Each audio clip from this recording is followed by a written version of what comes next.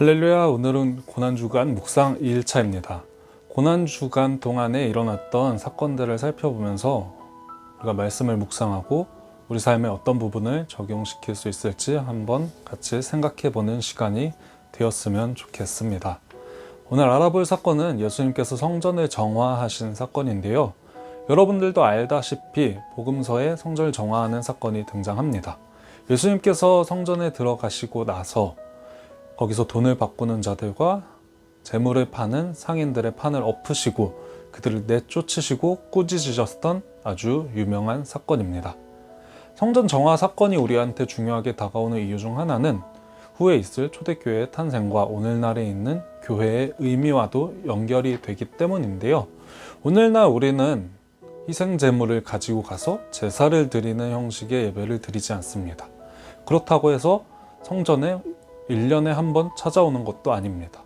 그리고 우리가 성전에서 어떠한 물질적인 이익을 취하려고 하거나 수단과 방법을 강구하지도 않습니다. 그 이유는 바로 우리가 성전은 하나님께 예배하고 기도드리는 곳이라는 것을 알고 있기 때문인데요. 예수님께서 성전을 정화하신 사건은 단순히 청소 작업 정도로만 생각해서는 안 됩니다.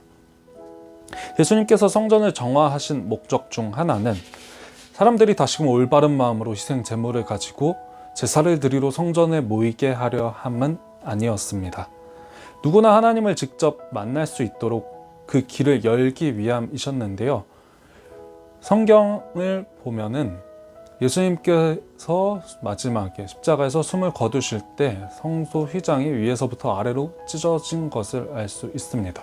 성소와 지성소를 가르는 그 휘장이 찢어졌다는 것은 누구나 지성소로 들어갈 수 있게 됨을 의미하면서 제사장만이 하나님을 만날 수 있었던 그 전 방식과는 다르게 누구나 하나님께 직접 나아갈 수 있고 직접 만나고 소통할 수 있게 되었다는 것을 의미합니다.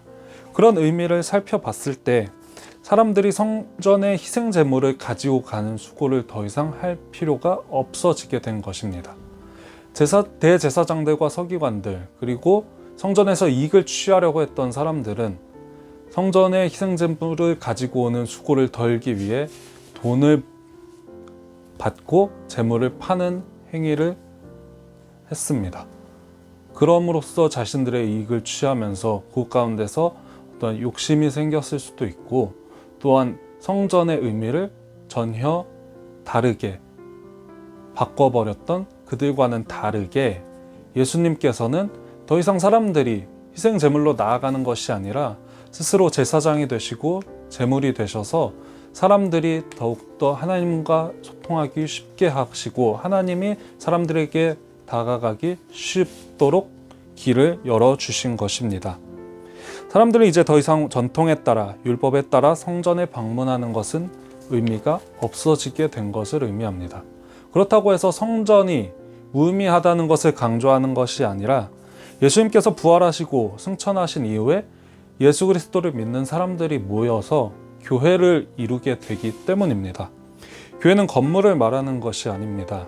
크리스천들이 모인 공동체에서 사도들이 말씀을 가르치고 또한 어려운 일을 서로 돕고 물건을 나누고 떡을 떼는 것 그리고 이웃을 구제한 역할을 하는 것이 바로 교회입니다. 현재 코로나로 인해서 교회로 우리가 모이지는 않고 있습니다.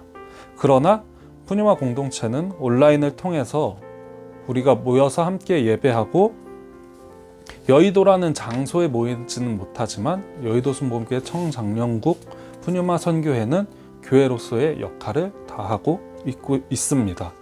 성전은 닫혀 있지만 우리가 모여서 예배 드릴 때 하나님은 분명히 그 자리 가운데 함께 하시고 또한 우리가 묵상을 하는 가운데도 늘 우리 삶 가운데 늘 함께 하시는 하나님을 느낄 수 있습니다. 비록 답답함은 있을지라도 다시 성전으로 모여 하나님께 예배하는 날을 기다리면서 우리가 이 고난주간에 하나님께 더욱더 나아가도록 간구하고 예배하시기 바라겠습니다. 앞으로 묵상이 계속 이어질 텐데요.